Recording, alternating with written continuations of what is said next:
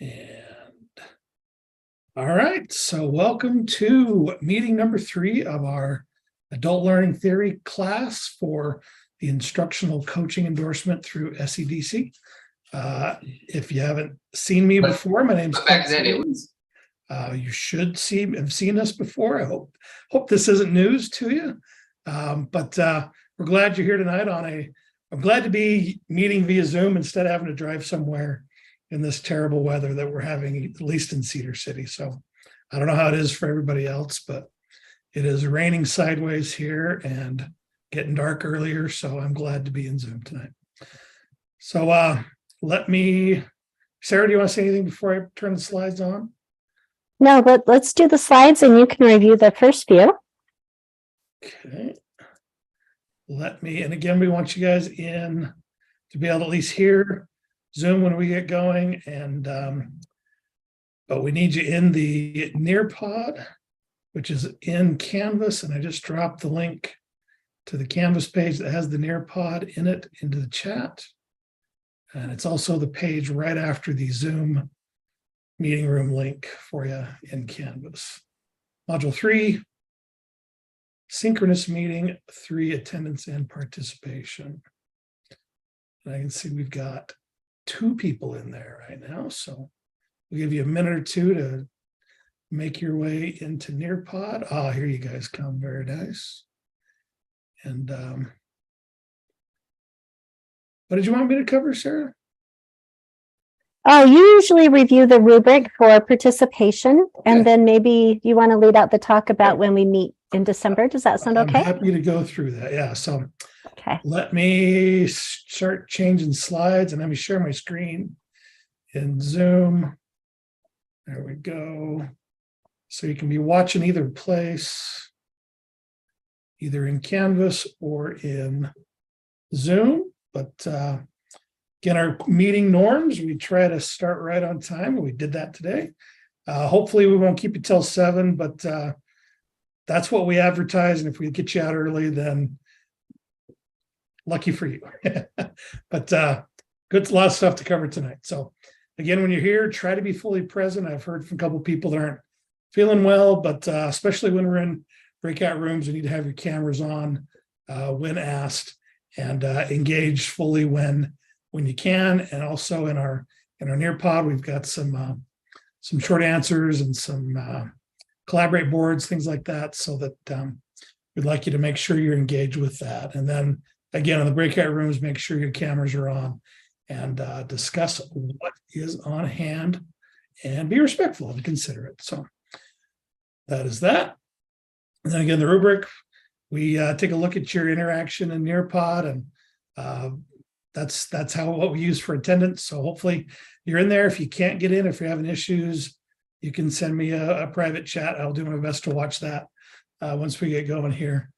And if you're not able to attend the session in person tonight, we are recording this. I will post the recording to our Canvas course on the page after the live participation Nearpod.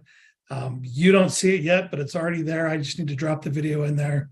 And the Nearpod, the self-paced slides are there. So if you want to review anything from our meeting tonight or go through the slides on your own, you are more than welcome to do so. And let's see. I only see 7 names in there, but oh, here they come. Now they're starting to filter in. And then our meeting times. This is meeting number 3. November 8th, we meet again on December 13th. And is that still cool with everyone? We don't want to go a week early because you still have work to do after that. The final due date, everything is due December 31st. So if you're still trying to do adult learning stuff in the new year, you might be in trouble. So if you run into problems or issues or need, considerations, things like that, just make sure you reach out to Sarah or I, and we will do our best to accommodate and work with you on that. But please don't try to stay up. We know it's a busy time of year, especially getting into where the holidays are kicking into gear right now. But hopefully you'll have a little bit of extra time once Christmas is over and things like that. My Nearpod seems to be stuck on the welcome page. I've reloaded twice. Yeah, I haven't move the slides yet. So I'm changing the slides in Zoom. I haven't moved the Nearpod slides yet. So I'm just keeping an eye on who's been joining in. So let me catch the Nearpod slides up for you. So you can watch in either place. There we go. So November 8th, December 13th is our next meeting time. And that will be our last meeting. Again, everything's due on the 31st. And again, just a quick note on those Nearpod learning notebooks. Let me put the link in the chat again. Happy to do that. I just closed it. I read it in the chat and I thought, oh, I better open up the chat so I can paste that again. All right. So Nearpod learning notebooks. The chapter quizzes are automatically graded in Canvas. The notebooks are not. You guys have been doing a great job with those. I went through and graded those yesterday. Wow, was that just yesterday? Yeah. But it looks like you guys are doing well with those, not running into any issues. But if you don't see a score on those, don't worry, nothing's broken. You don't have to keep doing it over and over again. I'm just slow sometimes. So I will have it, and everything is due. I had a question about due dates. We've got everything due the Sunday before the Tuesday meeting. And that just gives Sarah and I a chance to kind of take a look at everything, get the scores in and things like that after the due date before we meet. So if we have any comments or concerns or things like that for you. So that's usually when most of that grading is going to happen, at least on my end. But just know that I do try to do my best to get those scores in. And I did see that a couple of them have come in since I scored, and I will get those scores caught up for you. All right. Sarah, anything else? That sounds great. All right. So let's do. I love this meme on the breakout slide here. Okay, so just kind of get reacquainted with everybody. I'm going to break us into, what's our head count here? We have, let me look, participants, we've got 10. So we'll do 3 breakout rooms. And when you're in there, talk about what old person things you do. The thing that, when that sentence comes to mind, the thing that pops into my head, where I told my parents and my grandparents when I know I was old, I'm not going to share that because it's not really, it has to do with, bodily functions and things like that. So I'll leave it at that. But you guys talk about what old person things you do, and or what songs from your teenage years you do still rock out to when no one else is listening. So let me start the breakout rooms, and that is in another spot here. Give me one moment. Breakout rooms, we would like 3. Great. All right. I'm going to assign you automatically, and we'll just keep those same breakout rooms throughout. And then Sarah and I will kind of jump between. And so what old person thing do you still do? And what songs from your teenage years do you still rock out to? We'll see you in 5.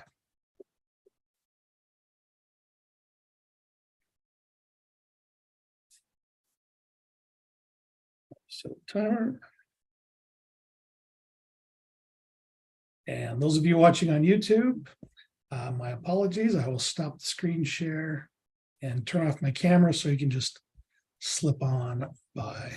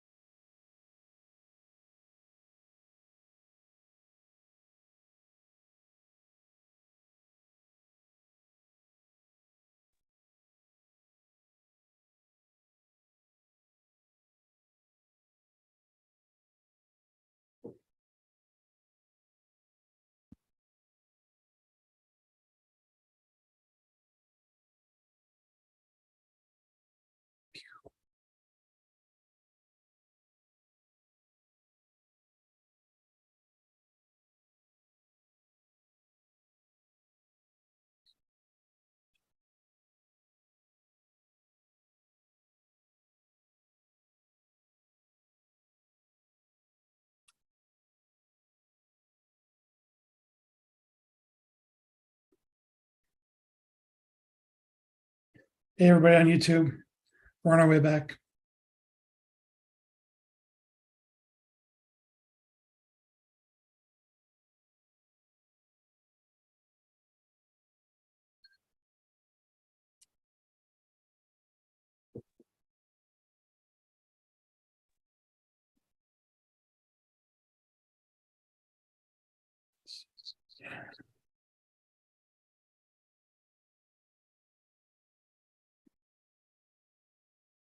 Oh, you know what?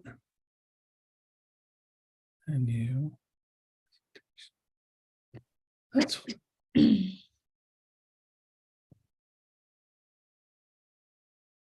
forgetting what I do here.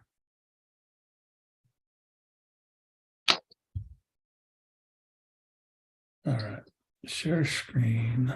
That's the one I want to share. Hello.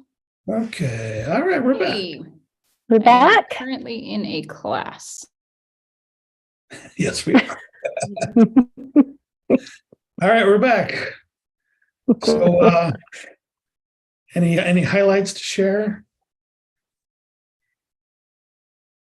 Someone in one of the groups said that they ate old people candy, and that cracked me up. So Werther's, that's what comes to my mind.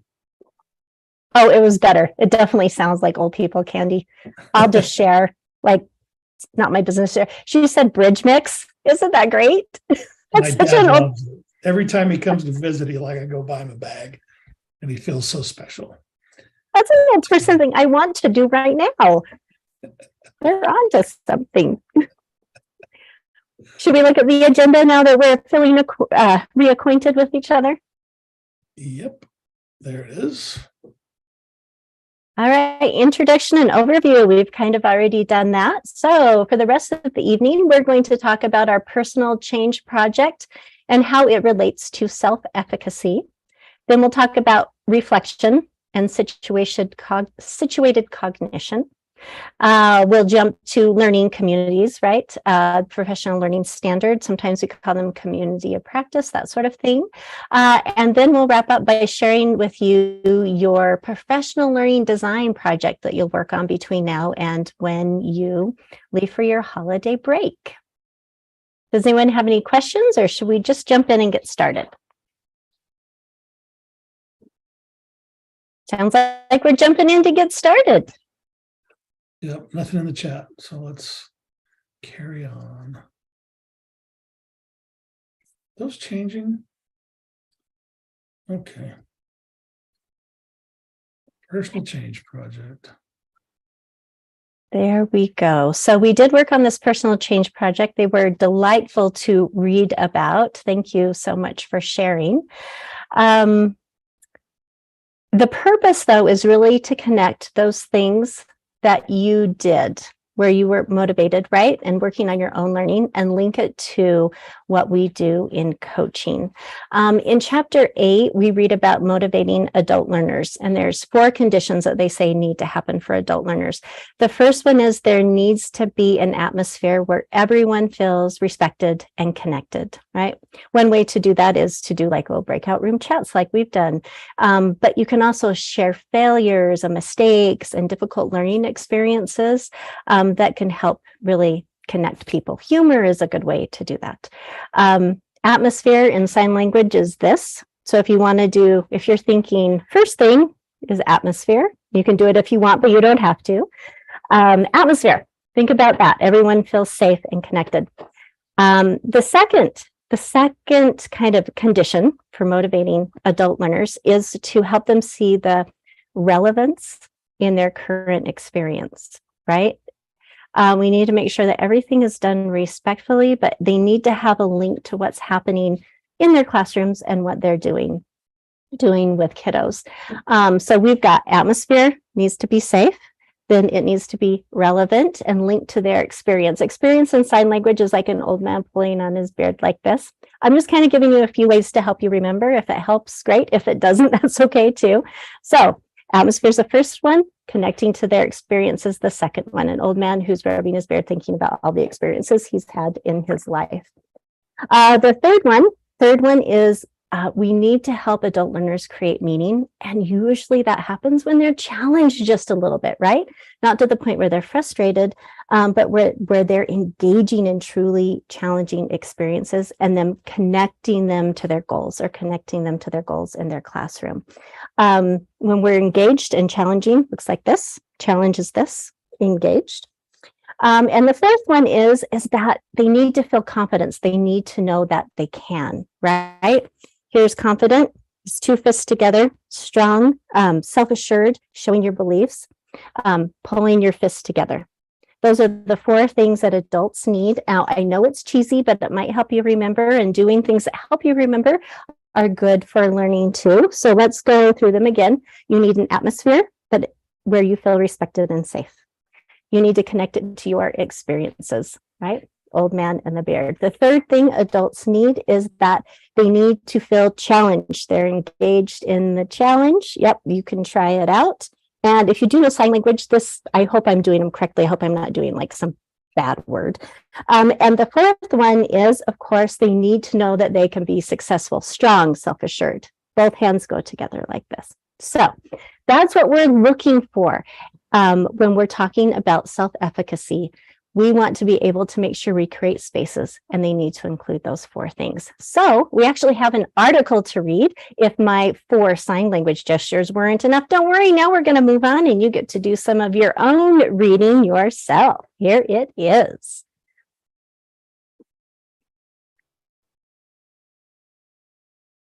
So we'll spend about 8 minutes reading this. Can they link to it? Clint, Yeah, just as long as remind they're on me the in Canvas there. version of it, yeah, they can scroll through. Okay, great. Let's take 8 minutes to make sure everyone has time to read, and then we'll gather back and we'll chat about this idea of self-efficacy with personal projects.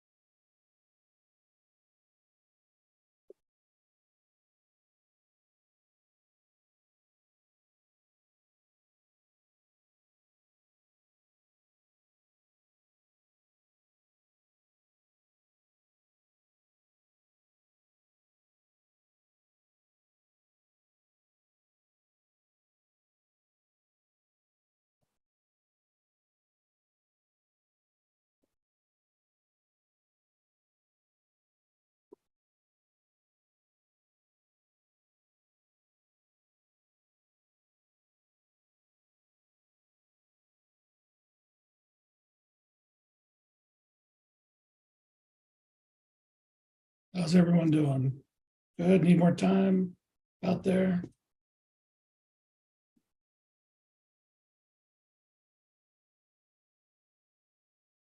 Is this thing on?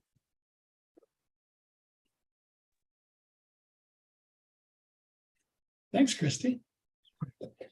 Does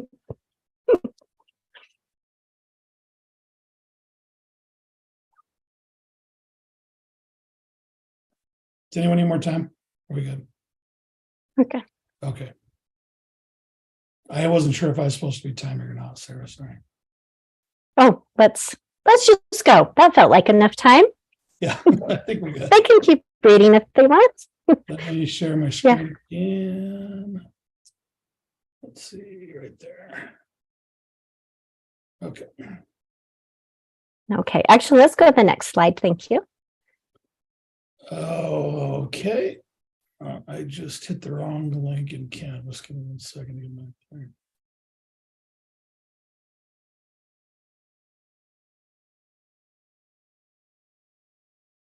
Quiz, you want the or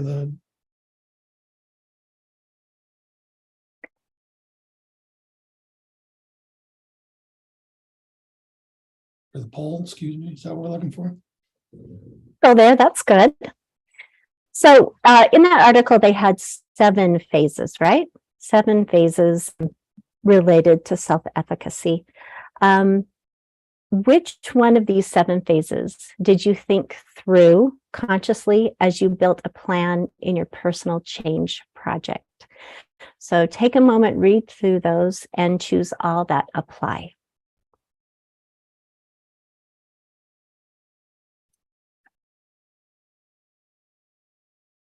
Make sure you hit submit when you got it.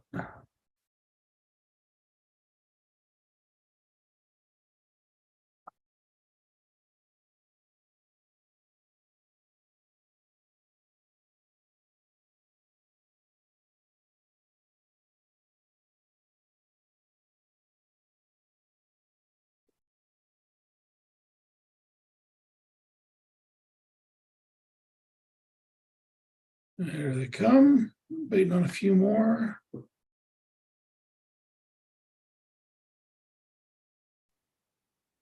All right, let me share what we've got here. There we go. So almost a quarter. What do I want to accomplish? Close to 20%. What small steps can I take? And then same, what is my plan for achieving my goal and how hard will it be? And 14%, what skills and resources will I need to accomplish the goal?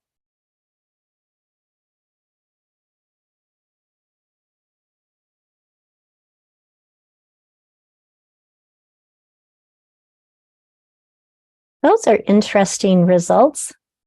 Maybe we should go to the next slide where we share what our projects were about.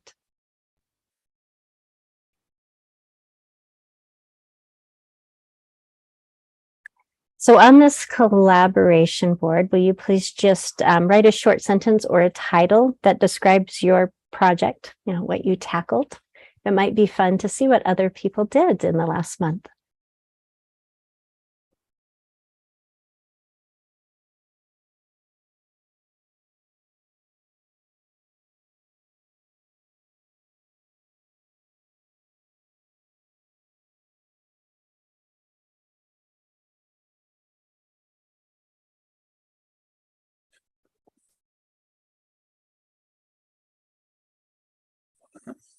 Nice to hear.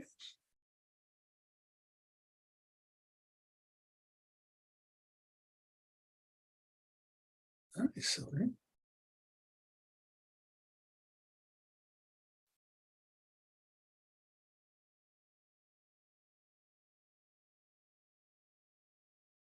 Did we get everybody? Oh, there's Carissa.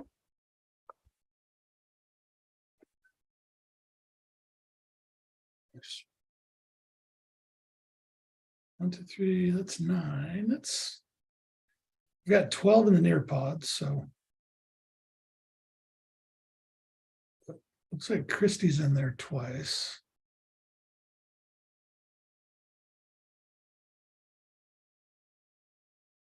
It's pretty close to everybody, I think.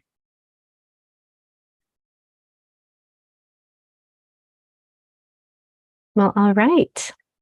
As you can see, just from looking at those, we had a wide variety of things that we're taking on. Let's go to a breakout room and talk about them. So here's what we're going to do. If we go to the next slide, you can see when you go into your breakout room, you'll have 10 minutes. So that should get everyone a couple of minutes to share what they did. So first thing we want to do is describe what that personal change project was and why you chose it. Then talk a little bit about what surprised you in the experience. And of course, wrap up with what insights did this experience give you to apply in coaching, right? That's kind of the idea, is what do we notice about our own learning that we can remember when we're working with teachers? So we'll head to breakout groups, and those are the 4 things we will talk about. Thank you. And I dropped those in the chat. So Thanks. let me see, stop the share, breakout rooms. See you in 10 minutes.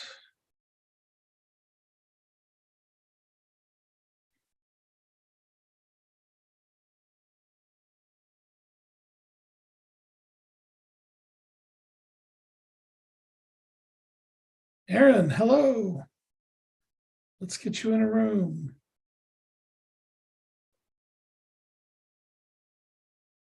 There you go.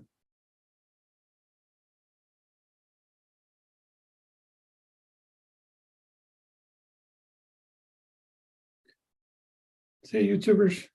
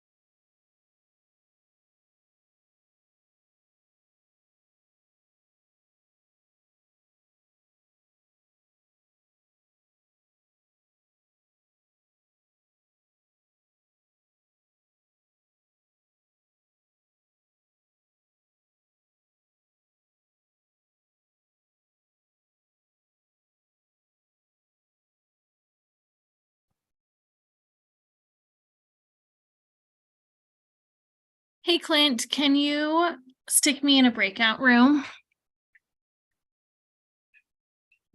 You bet. You bet. Let's see. Room. Let's put you in room 3. Thanks. Yep.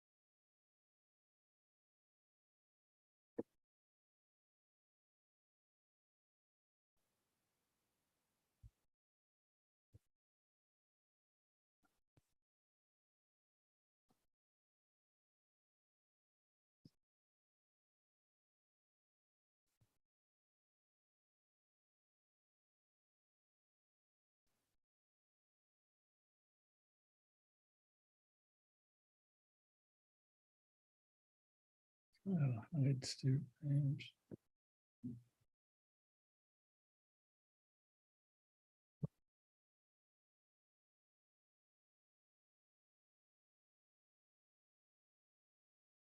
No, I gotta go back to work. Okay, I'm gonna be home soon. You guys are very good. Very good. Hey, very sweet. Yeah, thank you. I jumped in.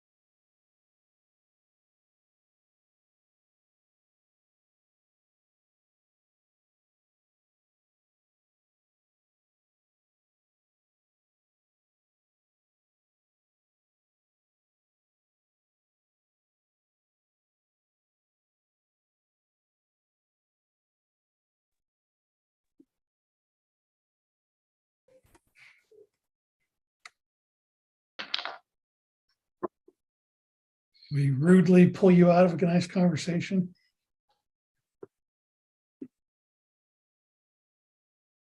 All right. Well, let me share my screen again. Go. Can we go to the next slide? Of course. Thank you. Oh, is that the next slide? Yeah. I'm sorry. taking it. Can I take it back? Maybe I'm thinking of them out of order. Yeah. Sorry, guys. I just kind of wanted to share and I'm sure you're thinking of it, but maybe just kind of guide you in this direction. This idea of when we're learning, when we're adult learners, we really have to confront some realities. That feels our habits and our beliefs. It's not just a matter of learning a thing, but all of our stuff gets mixed up in it. And that's something to think about when you're working with teachers. They might have some stuff that goes with it. So how can you work around that or incorporate it to make it a better experience? And also think a bit about sometimes you have to change direction. Even in those personal projects, there were a few that they really changed direction in what they were doing. And that's something to think about. Sometimes we need to do that in our coaching cycles too. Thanks. Now we can go to the open-ended question. Okay.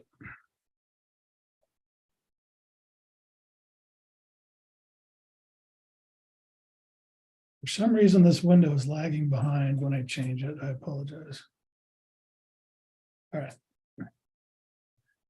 Everyone take away that was discussed in your group about this personal change project. So go ahead and click in that box and start typing, and then make sure you hit submit when you're done.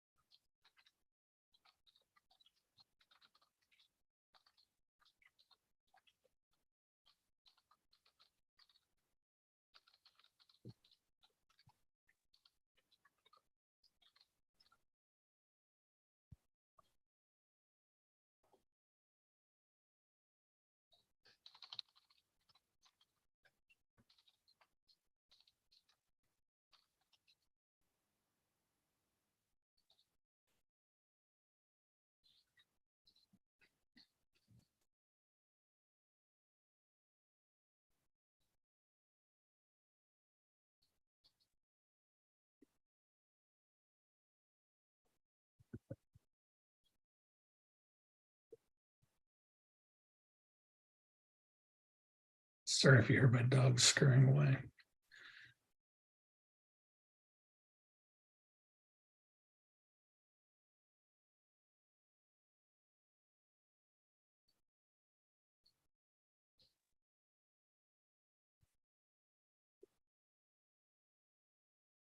All right, so the answer's coming in. Sometimes going outside of your comfort zone is a great way to build relationships with those we coach. With coaching, you may need to narrow your focus on smaller pieces to achieve the overarching goal. That's a good observation. Let's see, everyone really seemed to enjoy what they were learning about, or if enjoy, quote, quote, is the wrong word, they felt motivated to continue because each person had a personal motivation for completing the learning. We all have our different reasons for learning. The importance of reliable information was one. As adults, we are always learning. That's true.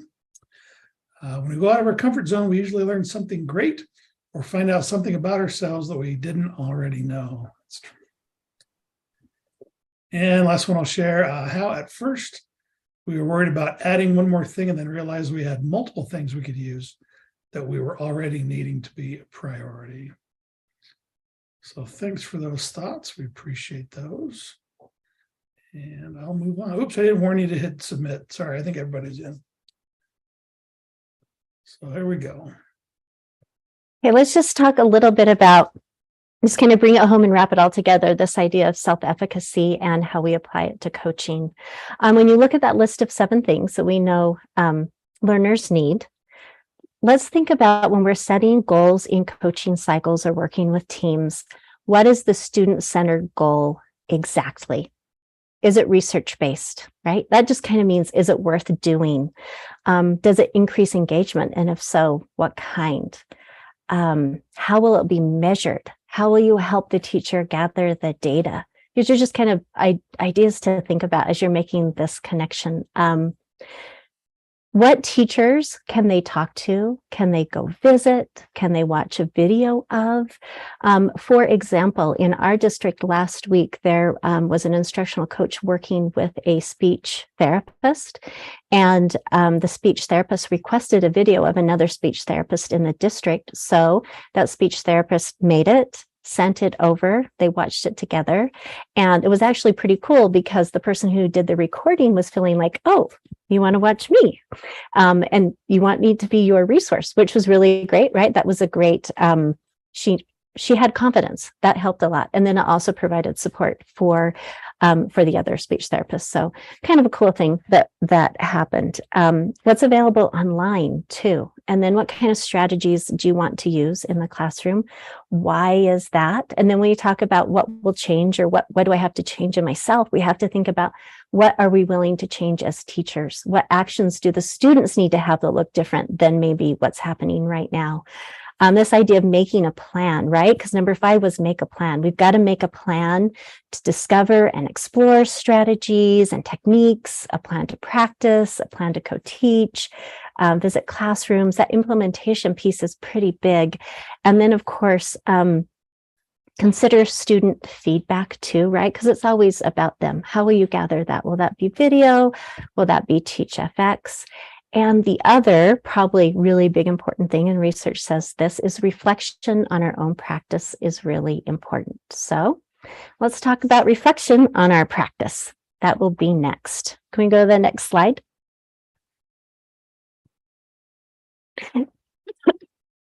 So there's kind of 2 different kinds of reflection. This is from chapter 6, reflection on action and reflection in action. So let's talk a little bit about reflection on action first. So this is really kind of what we think about when we think about experiential learning, right? We have this experience and then we consciously think about it afterward. So if you had an interaction with a student or a colleague that didn't quite go as well as you wanted it to, you could reflect on that and decide what to do differently or a different way to handle it in the future. But reflection on action happens after, and it's kind of a way to plan your future experiences. There is a book called, I think it's called Regret, that was just came out last year. And that author was talking about how regret is a good thing because it gives you a chance to go back and reflect and make a plan for next time. Rather than it being some sad and depressing type thing, it actually can motivate people to do better. Just by the way, if you're interested in it, book called Regret. We'll go to the next slide though, because we have an instructional expert video. It's really short just to watch. Jim Knight, of course, he's one of our favorites. He has something to say about reflection. So let's hear what he has to say.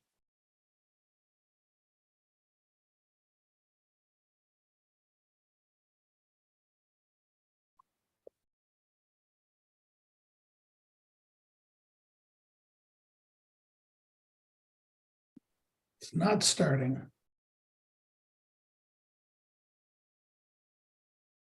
Nope.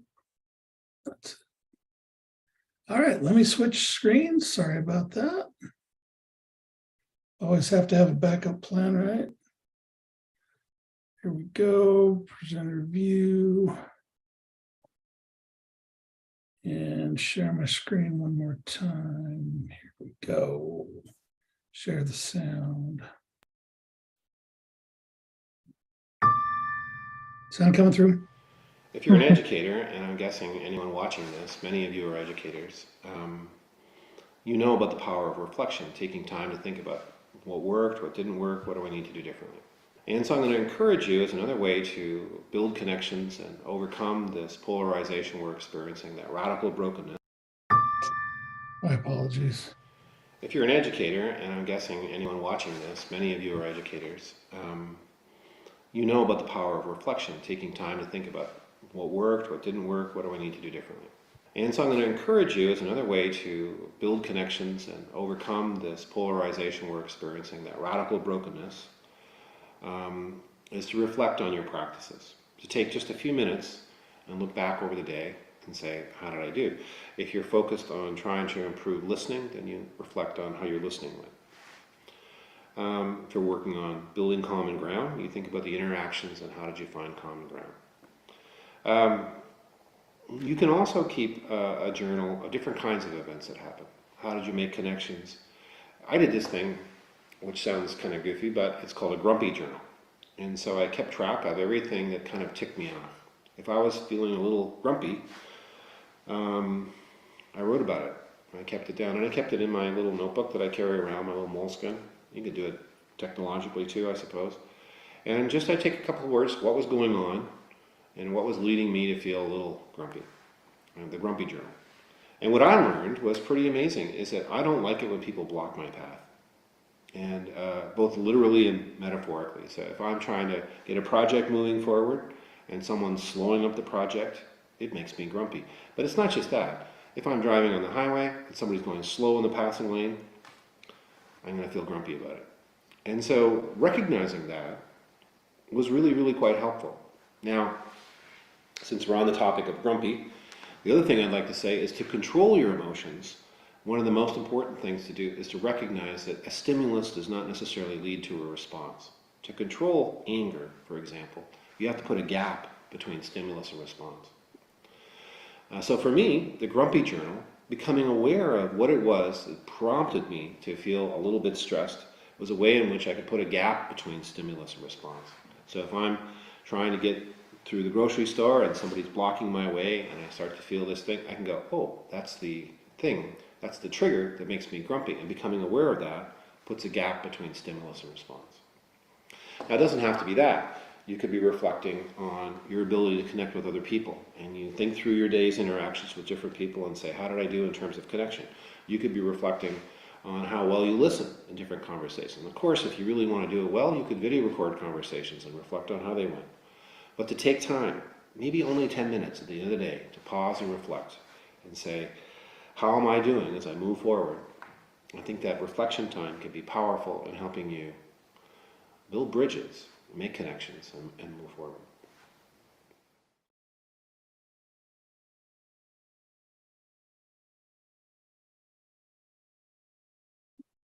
So in a moment, we'll talk a little bit about options for helping teachers reflect, but I thought that was a good idea to consider reflecting on our own practice and on our own job that we do every day. There's a sample of a journal, kind of a planner that we shared out in our district that had, absolute needs to do, right? The top 3 things you have to get done that day, and then the bonuses, the schedule, when things happen in the time. But at the bottom of that, there was a section for reflection. What is my goal? What am I focusing on? And what can I do? So think about maybe reflecting a little bit on your own job, whatever you are, principal, assistant principal, instructional coach, classroom teacher, department chair. What skill are you working on to grow yourself as a leader in that particular place? So just kind of a think about it, but also let's talk a little bit about this idea of helping teachers reflect on their practice. So it's afterward. This is the first of 2 templates that we'll take a quick look at. Will you please look at it, and maybe we'll have 2 or 3 people share out. What do you think the questions and information pieces on this template are looking for? What are they helping teachers reflect on? And you can go ahead and just turn your mic on and share out when you're ready. If 2 or 3 people can do that after we've taken a moment to look.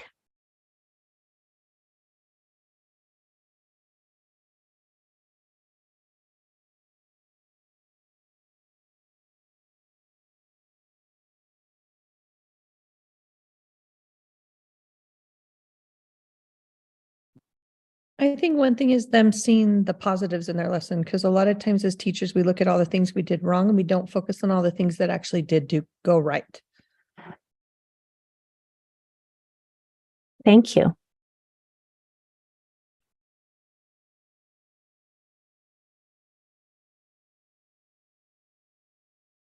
Maybe one more comment. I'll just share that I love the next steps. I feel like I was just complaining to a colleague the other day about attending a meeting where teachers were asked to provide feedback to admin. And then I was like, okay, that was great. Now what? Like, what are the actionable steps that are going to come from this conversation? And so I love actually having a plan in place for that area that you're focusing on. What are we, where are we headed next? Thank you. Let's look at another version, a kind of template that could give you some ideas to think about. There on the next slide. There's a little more reading on this, so let's plan on looking at that for about a minute, minute and a half. And then if we can have a couple of other people share out their insights or an aha that they might have found from this.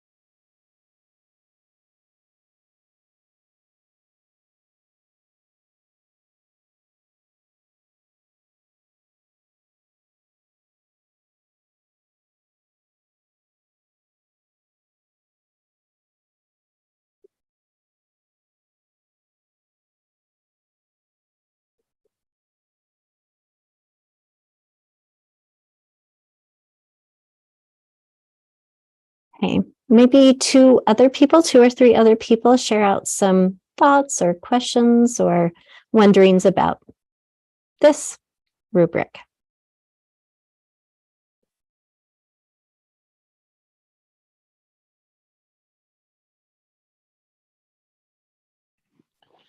I am new to being a literacy coach, and I just think this is a really nice tool for me. I think that sometimes I jump right into offering solutions and ideas instead of asking enough questions and thinking of all the parts of a question too. I think this would really help me out in thinking about those questions. Thank you. One more person, please. I think it's powerful to give teachers a choice and a decision. It makes it more personal to them. It motivates them. And then number 5 is our ultimate goal and our ultimate focus is how it's impacted the students that we teach. So narrowing it down to how is this going to positively impact our students. Thank you.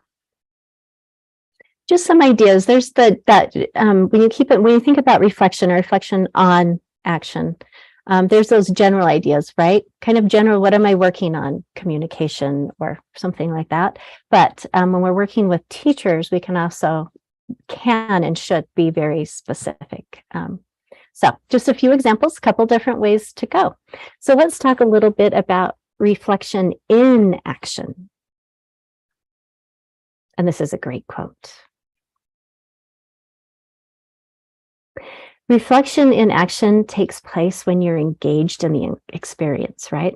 It's simultaneous with practice. It reshapes what we're doing while we're doing it. So let's say you prepared this PD and you have enough slides and activities for 1 hour, but the person who spoke before you went longer than expected, and now you only have 20 minutes.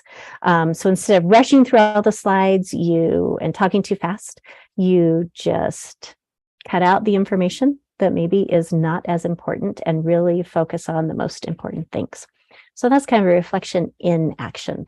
I'm thinking of a time that I was doing a read aloud, but I also thought I could pass around an artifact for kids to kind of touch and hold, which made sense and works in a lower grade, but guess what, in 4th grade, didn't work. And in the moment, I switched and had to make a decision about that, right? It's those sorts of things. It's the with itness. So Let's go to the next slide.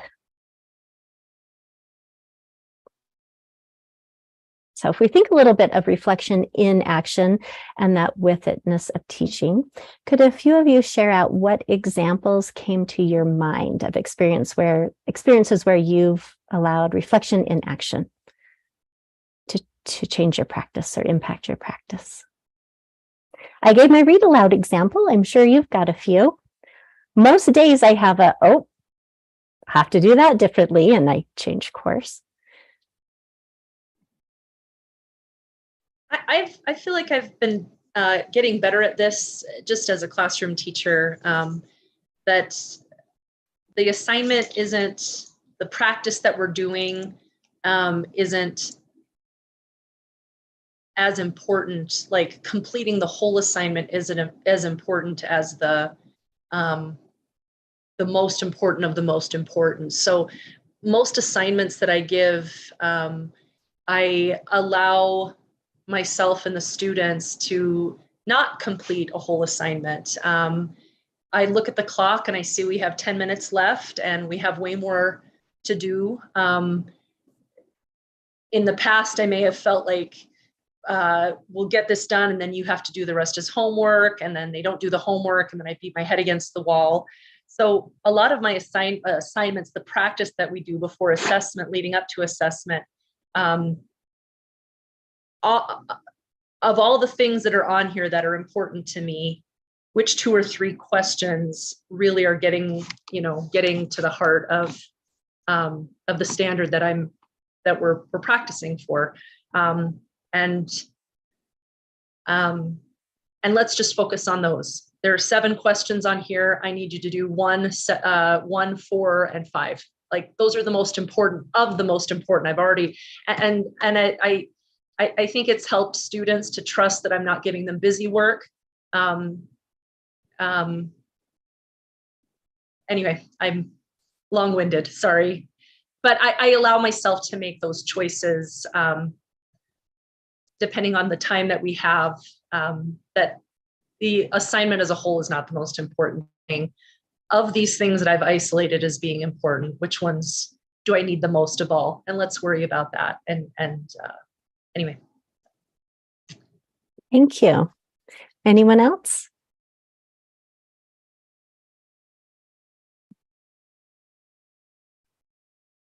So we have a quiet group. I guess I'll give one more example and then we'll move on. A couple of weeks ago, I was doing a training with a small group of teachers on math tasking.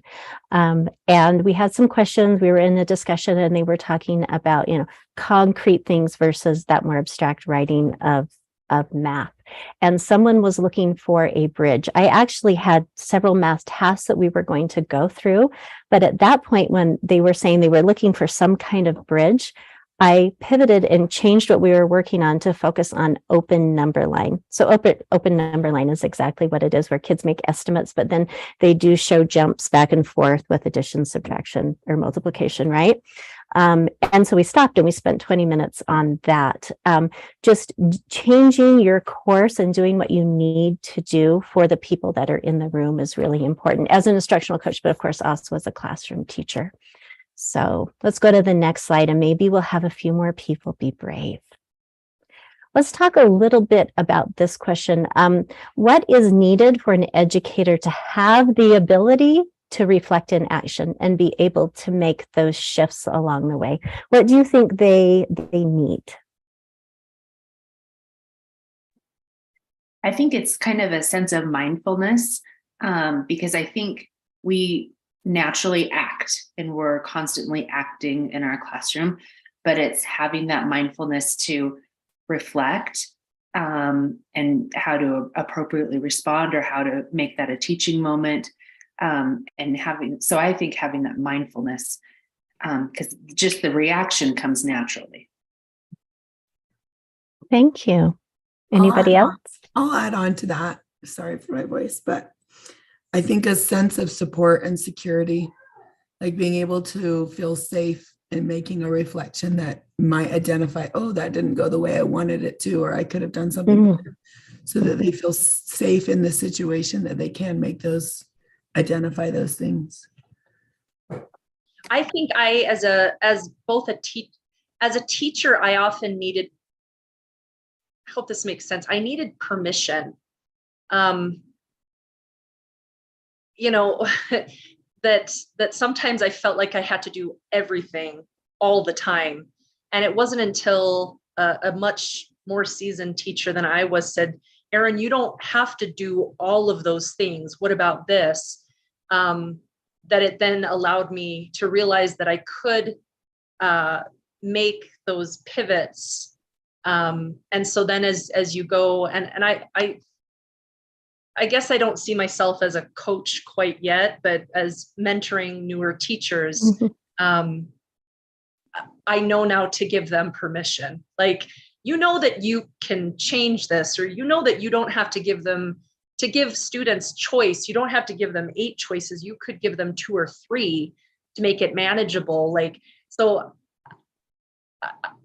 because I needed it, now you give younger teachers that permission in case they were like me, so that they know that it's an option even to make those changes through in the course of a lesson or anyway. Thank you. Let's go to the next slide.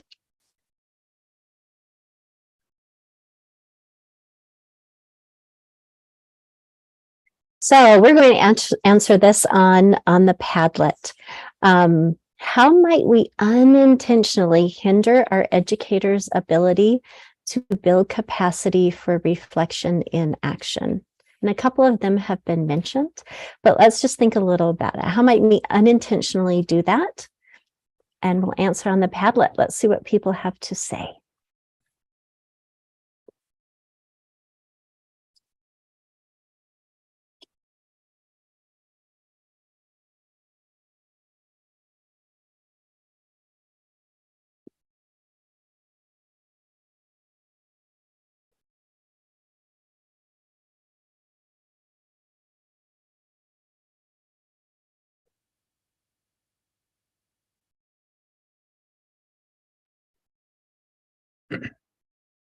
Remember to click the little paper airplane icon when you're ready to share. There you go.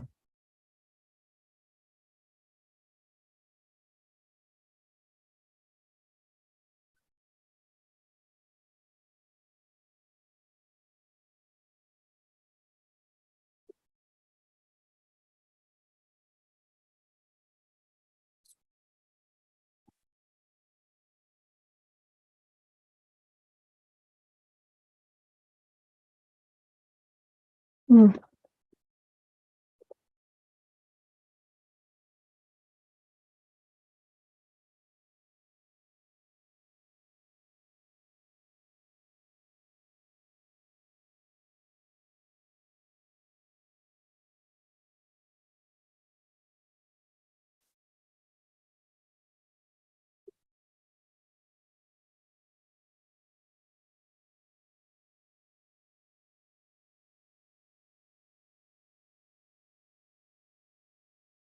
I like that last one.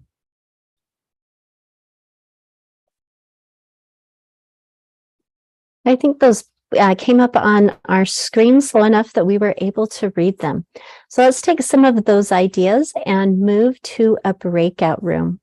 In your breakout room, let's talk about what an instructional coach can do to build the capacity of educators to become more effective with reflecting in action, right? So they have a little more with itness, because we can enter before I change the slide though.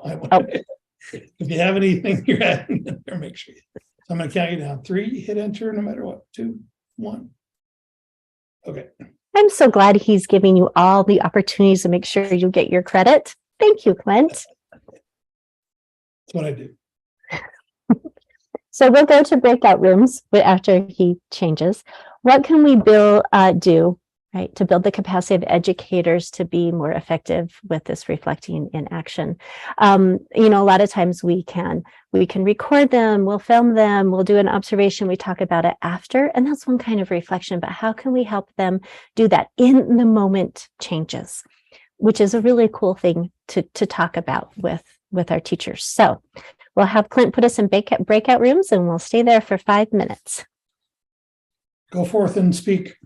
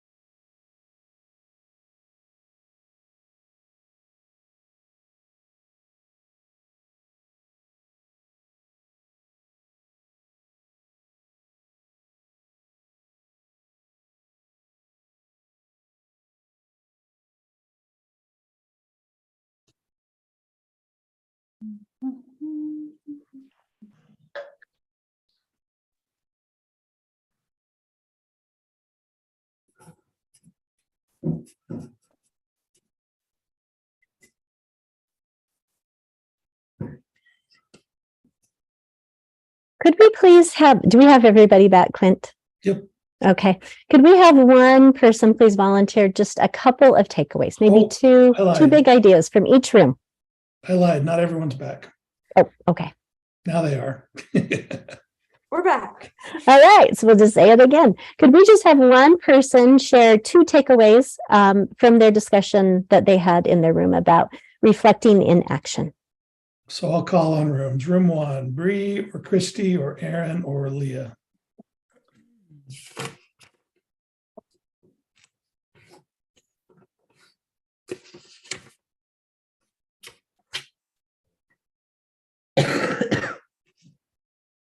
So we talked about modeling how to do the reflecting in action when we are presenting ourselves to teachers so that they can see how it's done, but not just do it, tell them why we're doing it and what we're doing, and that this is a way to do that reflecting in action, so that they can see it happen.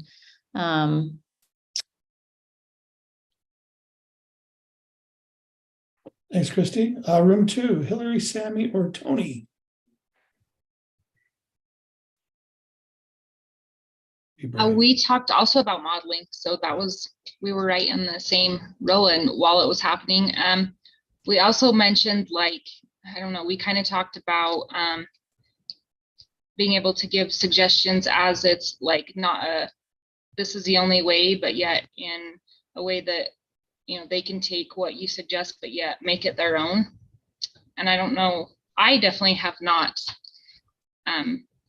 or know how to do that 100%, but Tony had some good ideas on it. Thanks. And then room 3, Erica, Carissa, Sarah, or Shannon.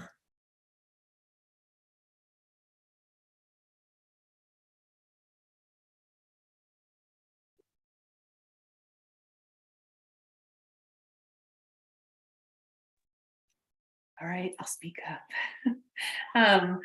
We talked about giving teachers that we're coaching like permission that like it's okay to pivot a lesson. It's okay to change what you're doing based on the needs of your classroom and your students. And then what was something else? Group. We also talked about having teachers be the ones leading reflective post-observation conversations, because if the coach is leading the conversation, I feel like really easily the teacher could kind of have that feedback in the front of their mind when they're being observed the next time, and they may not feel like, again, going back to permission, but they may not feel like they are able to make instructional moves that they need to make for their students, because they just have the feedback that the coach gave them, instead of them being the ones like owning the reflection and owning those reflective thoughts. Thank you. Now, thank you everyone for your good thoughts. We are going to shift gears, go to our next topic, and we are in the home stretch. Thanks for hanging in there with us. We're going to talk about learning communities and situated cognition. Both sound exciting, don't they? But they really are. So this, we read and talked a little bit about this in the last session when we were talking about social learning theory, but situated cognition is also called contextual learning. It acknowledges the importance where learning occurs and the context that it occurs in. Right, learning is an experience. Learning in practice, really, for us. Learning also really occurs when people interact with each other in a particular context too, right? What tools are we using? Similar language, symbols, and so on. We are, right, humans, our brains are wired to be social learners. We can learn from other people's mistakes, other people's things that they've done well. We don't necessarily have to do it ourselves, and we're set up to learn that way. There was a study done, and it was cited at the STEM Action Center, and they were talking about students in math, right? Working on math learning, and kids will do better if they are in a small group working on a project rather than if they are isolated, which, like, as teachers, we would go, well, yeah, of course they would. But I mean, there's research to back it up. We are social creatures. Anyway, we just kind of want to think about our situations, our context that we do our learning in. And we can't remove what's happening in someone's mind from where it's happening and who it's happening with. So experiences really need to be as authentic as possible. And they can include things like role play and case studies and games, outside the classroom, right? Real world problems. And apprenticeships, even like internships or apprenticeships, right? They're all contextual. So just think about learning taking place in a situation. What does this mean for coaching? Well, in education, we have formalized this context, this situation, so that we have communities of practice, right? We sometimes call them PLCs, professional learning communities. I think that term, though, professional learning communities, is trademarked by Solution Tree. I could be wrong about that, but what we're talking about are communities of practice.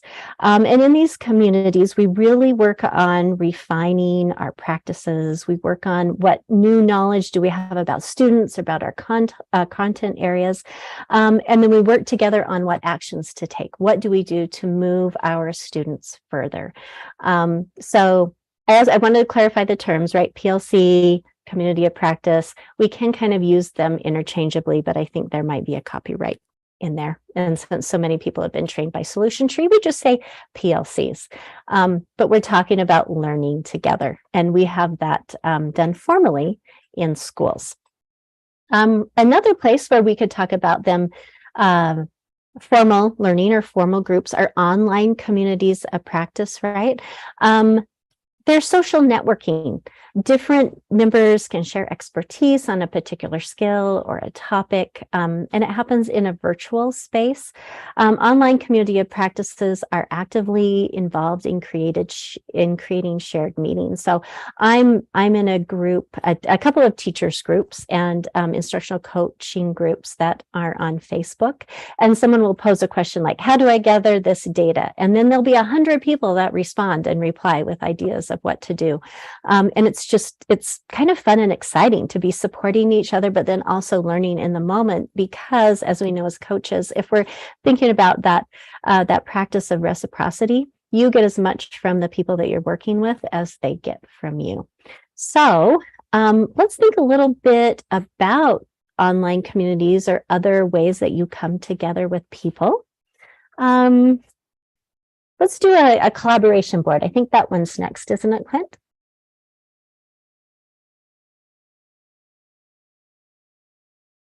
So, what are some communities of practice that you engage in beyond the walls and the boundaries of your school or your district? You can use images, audio, video, if you want to include them in your post.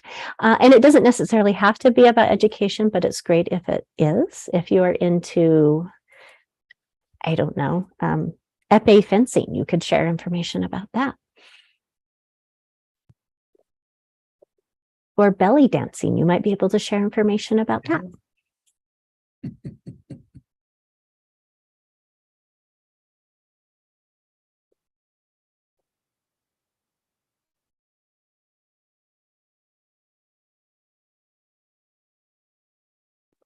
I actually want to see those come in.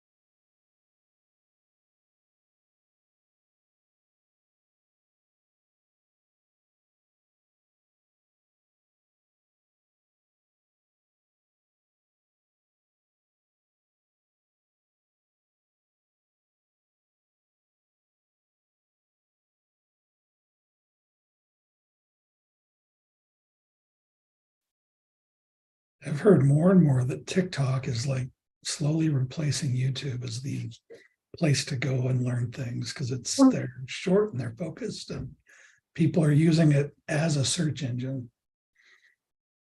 And so going back to the old people things, that's something I haven't wrapped my brain around yet.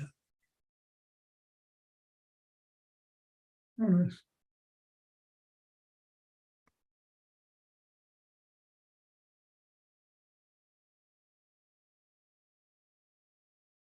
It's interesting to see there's that element of choice and autonomy.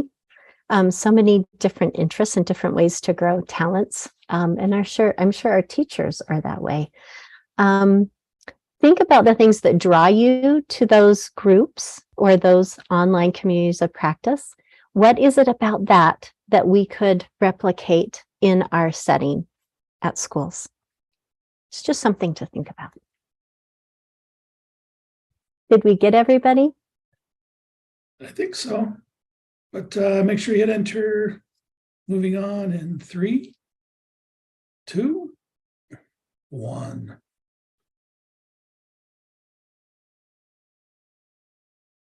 And my screen is lagging behind, so I've changed the slide. We'll see when it changes.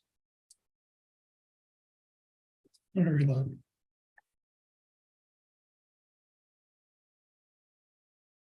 There we go.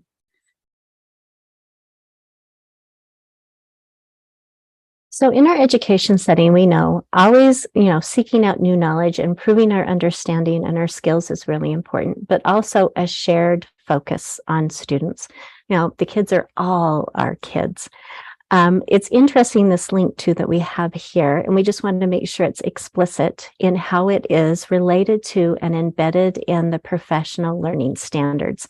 So USBE, if you go onto their website, they have a whole bunch of information about professional learning standards, but they have this toolkit, which is a great PDF, and we've got the first page here for you. Clint, is that, where is it underlined? Is that a link to go to the learning standards, or should I just? They should be able to go to it, yep. Okay, all right. Let's go to, have everybody click on it in the Nearpod portion, not in the Zoom session. Click on that. Oh, yep, there they are. Click there. You'll notice on the first page, learning communities are the very first standard to be included in professional learning. And then that second page down talks about learning communities. Let's take maybe 2.5 minutes to read through that, and then we'll share some thoughts on what that has to do with coaching.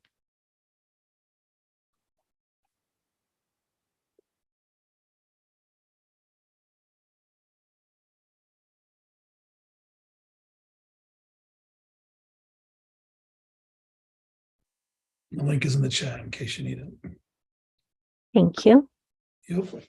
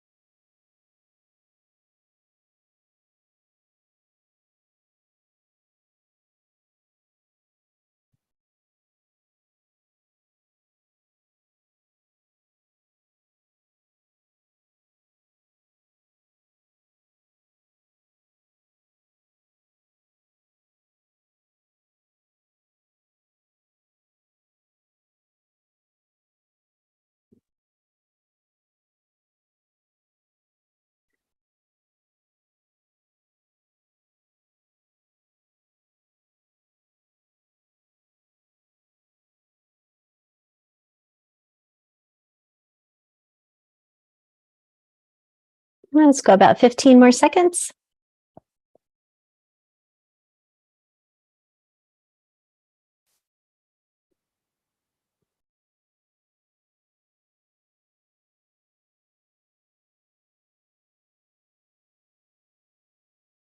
Could we have just a few of you, 2 or 3, share out some noticings or things that you thought of when you read through that section on learning communities and how they relate to professional learning standards?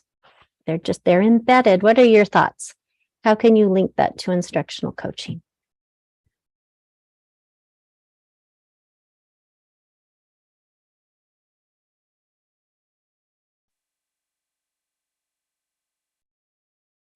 So one of the things I noticed is that at the top, one of the top attributes of a learning community is trust among members. So this year I'm new as the assistant principal and our ELA coach is new. And it's taken time to earn the staff's trust to be able to make this work. But it's really cool to see the progress once we were able to show them, look, we can do what you need us to, we can help you, and to earn that trust and to be able to make this learning community start to work. It's been really cool to see that process in action. Thank you. Maybe one other person. Be brave.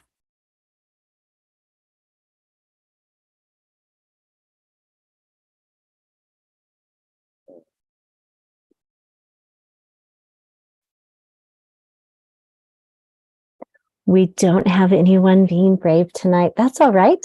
I'll share a couple of things that stood out to me. The first one was this idea of teachers learning and growing together. And they even gave that example of the group of teachers attending a technology training and then working together on implementation and lessons. But I also really liked the section on having a PLC as instructional coaches and what you can do to work together to share ideas, establish goals, identify data to collect and that sort of thing. And working together as a team is really important. Otherwise, you're at your school or you're alone in your office and you're kind of just an island. USBE does have an instructional coaching community of practice that you can sign up for and attend.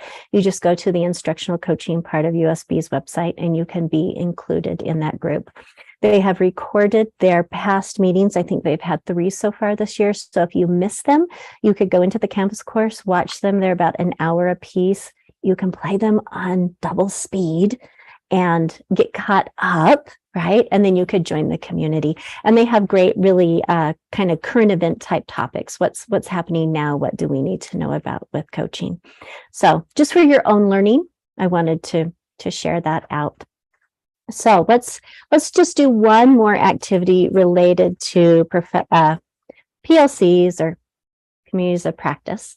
Can we go to the next slide, please, Clint? Yes. Thank you. Just a reminder, this is what it's all about. That was probably enough time to read it, and we will go on. There's nothing more to say. We can't add to it. That's just what we do. So, as a coach, sometimes you are asked to support PLC teams, grade level teams or department teams in what they are doing. A lot of it has to do with content and what they're doing with the students and looking at the data. But a significant portion of the work they do has to do with communication skills and trust, having meaningful meetings that have good protocols. And that's something sometimes that we need to support them on with coaching, right? Help them facilitate and see what they need to do. This is a survey, and there'll be a link to it. I'll have you guys do it in a minute. But you can see just a little bit of it right now. Links in the chat. Yep. Oh, thank you very much. That you're going to link to. You'll make a copy, and we would like you to fill that out, imagining in your head you're talking about either your whole school or a specific team that you are working with. This survey was created and adapted by Alina Aguilar. She is probably the second most prominent person in the United States as far as leading out what instructional coaches do.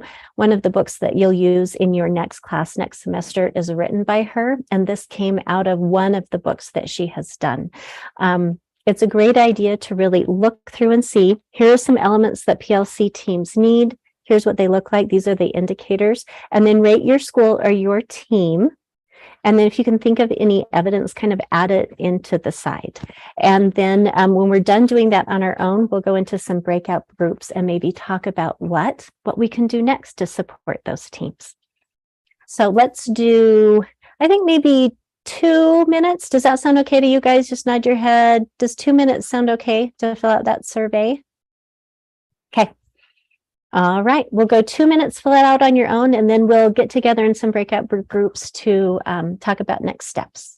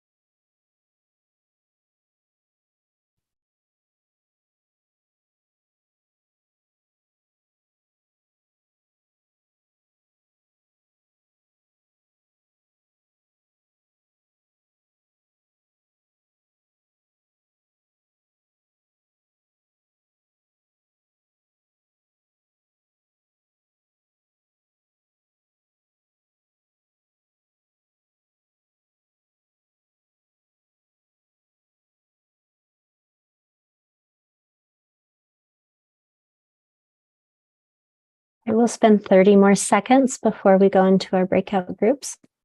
Again, just thinking about your own team or a particular team or possibly your whole school. Any one of those works.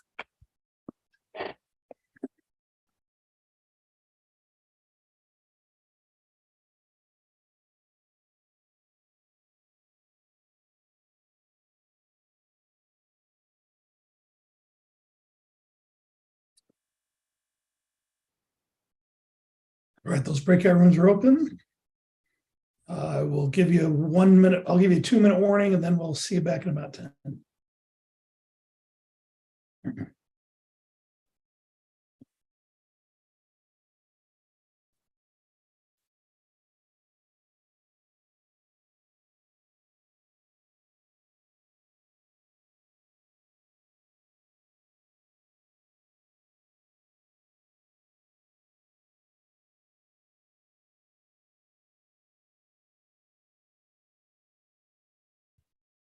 Good job. I forgot to put those in there.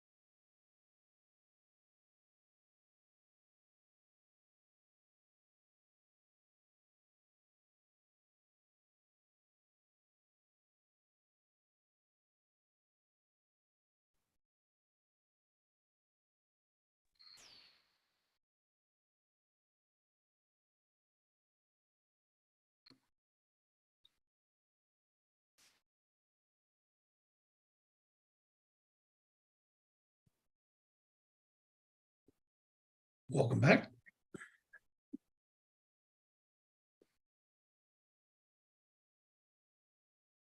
One more room to return.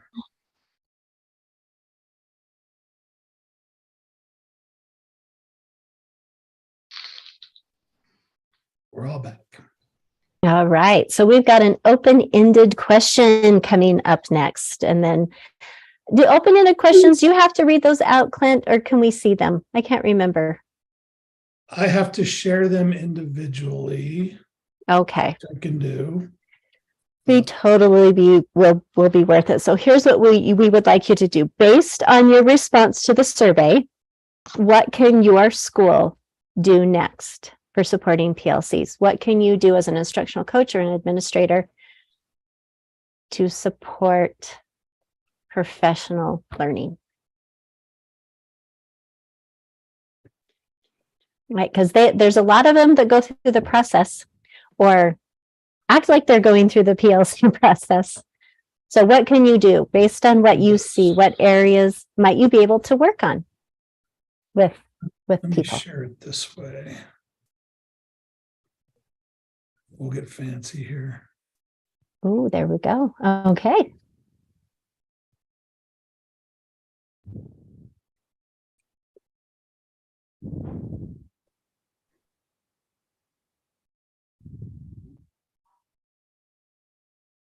Mm.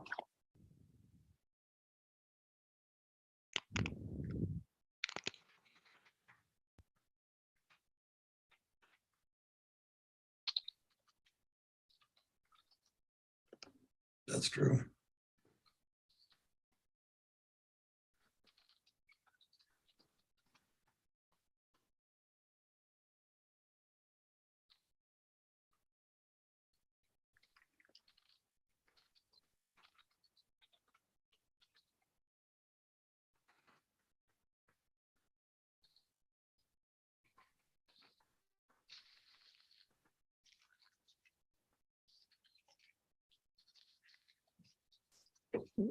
Good idea.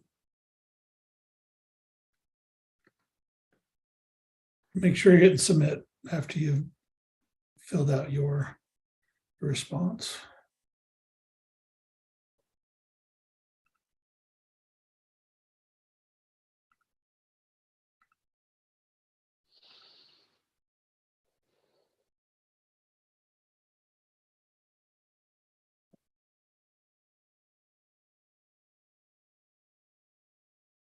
Mm.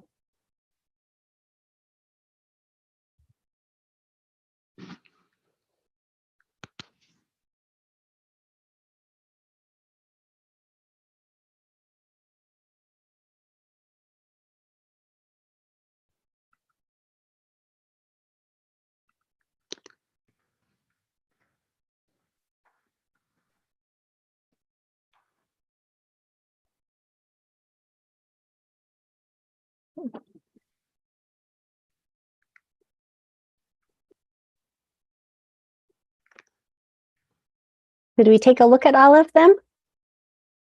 All that have come in, I think. There's still a Okay. few that haven't. Oh, here's one. Longer one. I suppose that's true. 2 minutes wasn't enough. Sorry about that. The good thing is you can take it and do it with your school or with teams too. They can set their own goals and you can help support them in that.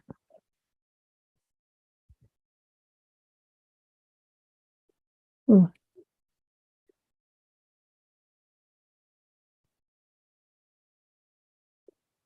One more time around. Delegate, we've seen. Be safe. Psychological safety.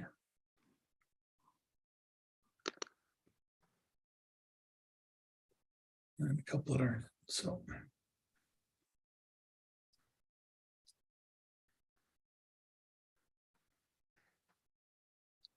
All right. Well, thank you, everyone. I think one of those is you, Sarah, so it's okay. Okay.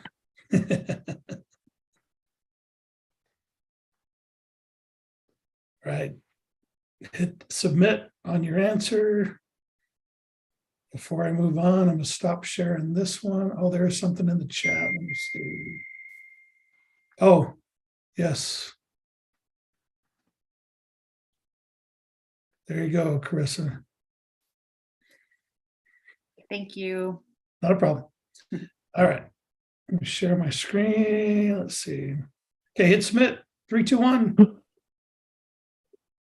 All right. My stupid window is there. It goes. Okay, let me share it. Sorry, too many clickies. Go. That was not the one I wanted to share.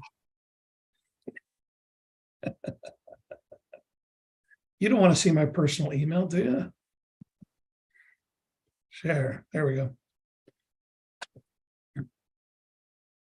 So as instructional coaches, or whatever our job is, right, in some way we're supporting instruction, we want to facilitate learning and the PLC process. And there's a couple things that frequently come up you can kind of plan for as you're setting goals with teams. So here's the first one, just generally to think about, and they're all common sense, but it's good to have them spelled out. This idea of zone of proximal development. You'll have teachers on teams that have been teaching for 20 years or 25 years, right? They've been teaching longer than the other member on the team has been alive. So there's a difference in experience. So when you're working with teams, you may need to be heavy or light on the facilitation and also kind of flexible with the structure. So a lot of times those more veteran teachers who are also familiar with the idea of a community of practice and a learning community will share out and model for those new teachers what to do. Sometimes they don't, though, and you kind of have to facilitate that and help them see that that is their role. Of course, that also links back to effective teaching standards. There is a professionalism standard that includes what you do in PLCs when you are a more established teacher. So that might also be something that you have a conversation about. But think about where people are, not just in understand the PLC process, but where they are in their career in education, and try to adapt and be flexible with that. It's just like in our classrooms where we have the kiddo that doesn't recognize the alphabet, but we've got the one that's reading Harry Potter. We kind of have that equivalent in PLCs. So next one.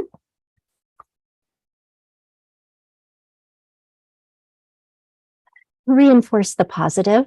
Use an asset-based approach. And that sounds like it's easy to do, but you know, our schools have improvement plans for Title I, and they have improvement plans because that's what the school requires, and they have improvement plans for community council. And at some point, teachers go, improvement means we're not doing very well right now. Instead of sharing it out as we level up, right? Then that feels different, building on strengths. We want to make sure that we're doing that because I think teachers and teams do get a lot of negative, even though it's not intended to be that way. What things do they do well at that they can transfer somewhere else? If they're really good at communicating with parents, maybe we can move some of those skills. Can they be really good at communicating with their team? What is working? Build on that, right? Instead of just, here's where my deficit is, let's dwell in that, because everybody likes to talk about how bad they are at something. So think about that. What are strengths? As best you can, focus on that with your PLC teams. We have one more. This idea of holding people accountable, and it comes up, right? If they were just your principal sends you in to fix this PLC team. How in the world can you do that? You can't hold them accountable. So there's this idea of how people are accountable. They will commit to something, right? They'll commit to doing it, and they will. They believe it in their heart. They are on your team. They are with you. Then there's people that will choose to comply, right? We'll go through the PLC process. We will meet every Friday. We'll wait for it to be done, and then we can go back to our class and get our real work going. And then there's the ones who just, they don't even pretend to commit. They don't even, right? They might have the appearance of compliance, but they are really not doing it. They might even be sabotaging it. But the idea that you want to think about as a coach is that it's supervisor's role to hold people accountable. And that's kind of a relief, but also you really can't hold anyone accountable anyway. There's a difference between accountability and commitment. So have those conversations with teachers in that PLC sitting are, what are they willing to commit to? Not what will they be accountable for, because that feels different, right? That's somebody putting an expectation on you. But what can they commit to? Can they commit to better communication? Can they commit to using protocols when they're in their PLC meetings? Can they commit to bringing the data that they agreed to bring the week before? And that feels a lot different than accountability. So it's kind of a relief, but that's kind of a hiccup that we come across when we're working with teams. So just something for you to think about there. And guess what? That's all the content for today. Let's talk about a homework. Woo! It is really raining outside. The rain is blowing sideways. And I don't know about you guys, but I'm ready to wrap it up and go home and see my kiddos. Let's talk a little bit about our professional learning design project. Now, the purpose is really to, all of you are in some position where you're going to be engaged in some professional learning with teachers, with paraprofessionals in the next month or so. So what we want you to do is work on that, because you're going to be doing it anyway, right? We're talking about job embedded training with reflection, and incorporate all of the professional learning standards. So you have a very meaningful professional learning event that meets the needs of educators at your site, with a particular team, or even at the district level, depending on what your position is. So let's go to our next slide. Here's just a summary of the professional learning standards, but we did look at that document. You might want to just star it so that you have it bookmarked, so you can go back to it to look at it. So you're going to include all of those things. And since you've already looked at it, we won't stay here long. We'll go to the next slide. Professional learning, really, its purpose is to increase the capacity and improve instruction, right? Giving quality instruction to our kiddos. We want to make sure too, in our professional learning, that we move not just from the how to, right? Frequently we jump right to how do we do that with kids, but why do we do it? We want to include those in our objectives. That's really important for our teachers. And especially with working with adults, I always start with the why and then move into the how. I always try to do that. It's been a valuable approach.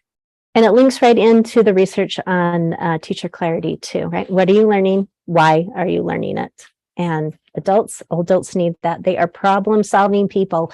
That's what they are here for. So we have this to share. This was a, do we have the video, Clint? I can get it. Yeah, I'll make sure. Yeah. Okay. So this coach was transitioning from the technical and practical stuff to building the capacity for critical thinking and self-efficacy in what she was doing. And she was really trying to support that idea of efficacy in her role as a coach. And I think that's on the next slide. So we have a video to watch coming up. All right. So what I'm going to do, and this is why the other one didn't work, I forgot to embed it into Nearpod. So I'm going to let you guys play it on your end. I'm going to stop my share, mute my screen, and play through it, and then we'll come back in when you've had time to watch it. So here it goes. Make sure that you're in Canvas and watch the video on your side. It's about 6.5 minutes long.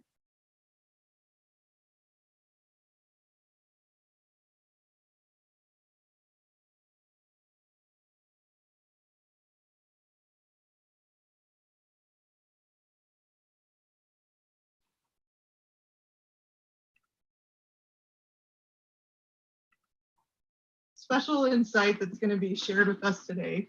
So our friend and learning community partner, make sure your speakers are muted, please. Is going to share with us some of her experience because she's coached in multiple places and has developed her practice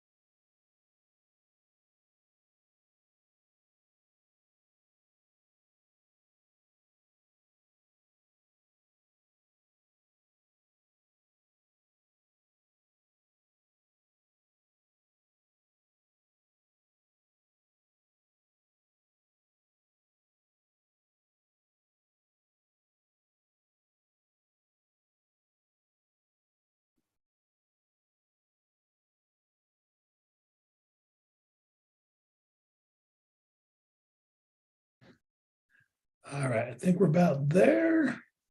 Anyone not done? Okie dokie. All right. She just described really well how she was moving from more technical understanding to that deeper why of professional learning, building capacity of the people that she was working with. And that's the idea that we want you to think about while you're working on this final project. So here's what we need to do. Sometime between now and when school gets out for the holidays, you will engage in some kind of professional learning at your school, at the district level, whatever that is. You can collaborate together, but everyone is doing all of the parts of the assignment, right? We're not farming them out. We have a lot of people from different LEAs though, so that probably won't be the case. And we want you to give this professional learning opportunity to at least 5 educators. So it could be one PLC team, or it could be an entire school. If it's something you probably already have planned, which most of you do, just tweak it to make sure you're including the things that are required for the assignment, right? We're thinking about job embedded training and support as far as this course goes, not one extra thing that you need to do. Let's see. I don't know. That might be about all we need to share. So based on that, share the professional learning event or course you think that you'll use for this project.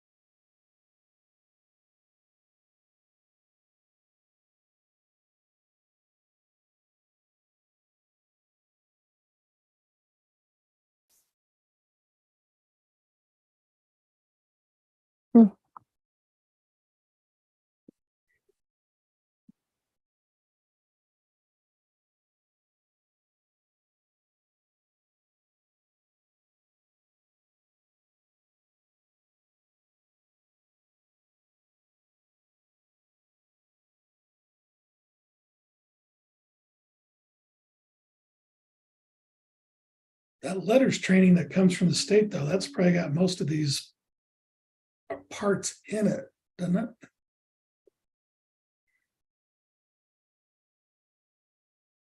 I don't know who responded with, I really have no idea. If you want to stay after and talk, or we can Zoom another time, I'd be glad to brainstorm with you.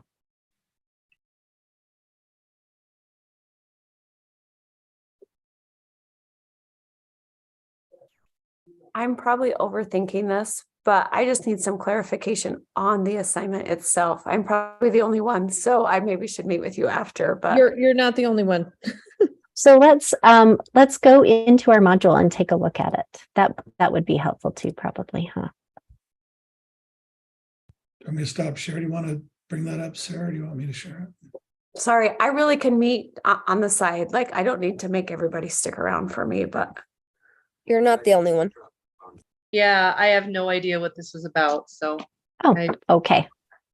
Maybe I was just, rather than taking my time, I was in a hurry to say, okay, and we're done. Let's go do our work and go do our homework. And I can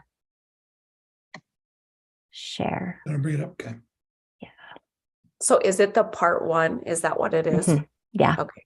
So it's part one. Part two that we'll talk about next month is the reflection on it, right? How did it go? Did you meet your objective? Did you meet your goals? Okay. So here's the assignment. I could read it out loud if you'd like. That way we know we're not missing anything. So for this assignment, you'll be incorporating adult learning theory principles taught throughout this course in designing and delivering a professional learning opportunity to adult learners. And remember, it just has to be 5 people or more. A lot of you are already involved in this sort of professional learning. So what you'll do is just reflect on it and then incorporate some of those things that we've talked about in this course. Utah's professional learning standards will be used as the design guide, and you can see the link to them below right there in orange. As you are brainstorming and developing this professional learning, take into consideration the following adult theory principles. So these are things that we have talked about: self-efficacy and educator development, right? How much choice and autonomy do they have? Adult learning theory, educator experience and motivation, the components needed for adult learning design. And that's really just, what does research say works best? What models work best for adults? And then, of course, differentiation to meet learner needs, their experience, their cultural identity, and that sort of thing. So there is, you can see the project template found there. It's kind of, it looks a little bit like the other homework that we've done, where you fill it out, you'll say what you're doing, what your intended goals are, and so on. So let's click on that really quick so that, where did mine go? Oh, right here. So what are you providing to the teachers or paraprofessionals, adults in your building? Then give a short description of what it is and the learning outcomes. That's the teacher clarity part. The audience who would be participating. Is this a grade level team? Is it a department? Is it whole school? You're probably, right, you're probably already going into PLC teams. You can include this sort of work. Explain the time frame that you'll have for delivering it, when it will happen, what it will be. And then, why did you choose the particular design? What are you doing with the adults to make sure that they're engaged, that they have autonomy, that they can show what they know? All the things that go into that. If you're using any technology, describe what it is. You might be using Nearpod. You might actually be teaching them on technology. I don't know. We'll see. You can see what you've got there. And then, how will the participants be motivated to support each other? That has a little bit to do with leadership, but it also has a lot to do with communities of practice. How will LEA leadership support? That could also be school leadership in this case, the professional learning during this time. And how will the impact of this professional learning be measured? What's the data that you'll have? How will educators be supported in their application of the learning and following the experience, right? So you've got that opportunity, as that other coach described. Turn it into, and now we can do a little coaching here. We'll set a goal. I'll come in and work in your classroom, and so on. How will you differentiate for adult learners? What needs to be considered? What is their experience? What is their identity? What do they feel comfortable with? Then, how will educators be supported with time to implement the materials that they need, and then other professional supports that could be included. Describe how it could fit into a learning community. Maybe that is the setting where you're doing it. And of course, any additional information that we might need here. So that's exactly what the assignment looks like. And that was probably really boring. You could have read it yourself. But there's the assignment. And the idea is just take something that you're already doing. And if you're not, like someone said, I need to think about it, let me brainstorm with you after everyone else goes, or I can talk to you tomorrow or the next day. I've got a few open spots in my schedule. And fill that out. And of course, follow, check. I'll just put it up. Here's my picture. I'll stop sharing my screen. Oh, it's all fuzzy because you can't see it, right? The guidelines for professional learning standards, the link that we had. If you refresh the assignment, I dropped the link to it up above where it great. says. I didn't realize it wasn't in there. So sorry we didn't put that in there. So now that you know what you need to do to kind of incorporate this idea of adult learning theory into something you're already doing, what questions do you have? Well, hey, okay. Oh, well, you say it's something we're already doing. I do a lot of things, but I'm not sure what would can you give me some examples? We're assuming you guys are providing training and professional learning for teachers already. Okay, but we're not all in that role. Some of us are here because we're trying to figure out what it means to be in this role. So can you share some examples? So let's say I am not in a role that does that. Yeah, there's a couple of you, maybe you're not. So my suggestion would be to do it with your PLC team. Ask them for 20 to 45 minutes and do a professional learning with them, something probably based on data from your students. Could you work on sharing out a particular math strategy, and then work on some follow up with them. What about that? I don't know, it's Native American Heritage Month. There's all kinds of lessons that we can incorporate and learn how to do that correctly and culturally appropriately. Like that could be something else that you do with your team.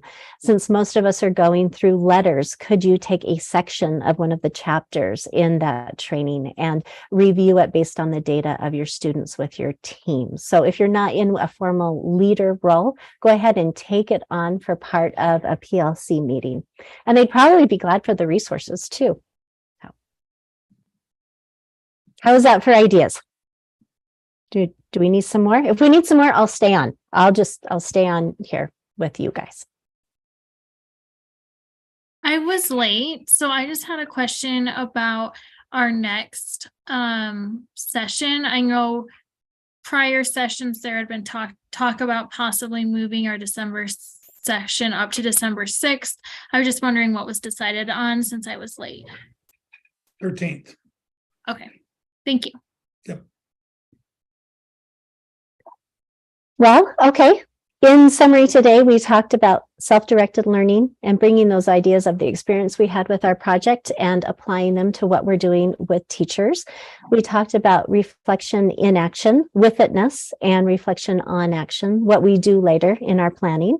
And we also talked about this idea of professional learning communities or communities of practice, right? Where we're formally situated to do our professional learning.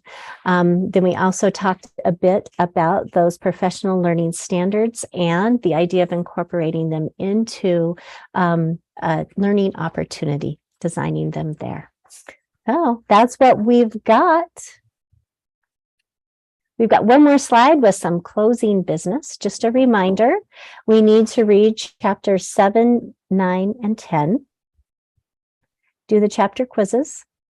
Complete the discussion on the whole educator. Work on part 1 of that professional learning design project. All of your work is due by December 31st. And if you have any questions, stay on. If not, have a lovely evening. Thanks for hanging out with us, and we'll see you next month. And I apologize, I broke the Nearpod near the end of our session. I went back and fixed that first video and that broke everything. So the self-paced slides on the next page in the course have everything from today, and I'll make sure that I give you guys scores. That shouldn't affect your interaction tonight. So, but if you're trying to load it and it's not loading, that's why I broke it.